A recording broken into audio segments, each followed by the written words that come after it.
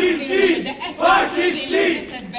Nézd meg, de csak azt mondod, hogy ő elég és már velem erdőtől gyufaszámból! Mert amikor ledob... A vallomásban, az édes szó mámorában, mert álmaidban sem vagy magadban.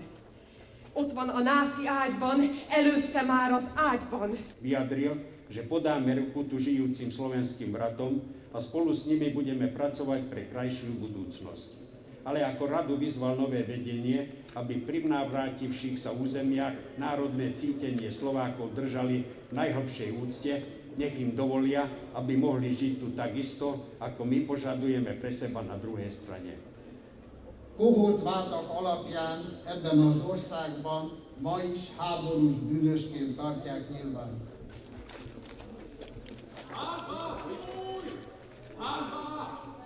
Zoltán szentelje fel a szobrot. Akik virággal szeretnék megtisztelni Eszterházy emlékét, kérjük, csokraikat csendben helyezzék el a felszeletelés után. Ünnepi rendezvényünk után a pastorációs házban megtekintheti kiállításunkat Eszterházy kortárs művészek szemével.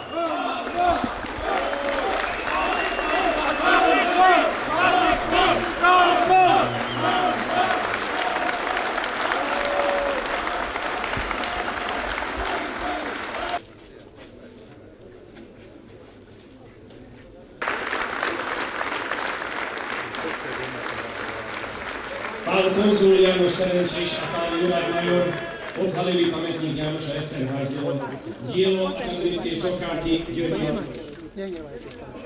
Nehnevajte sa, Ganba! To čo je? Fašisti! To čo bolo? Vy ste fašisti! Okupanti!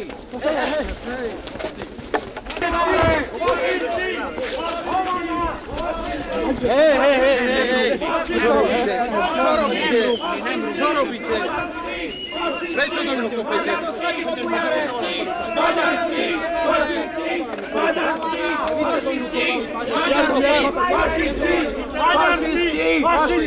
Maďarskí fašisti! Nemáte čo hľadať.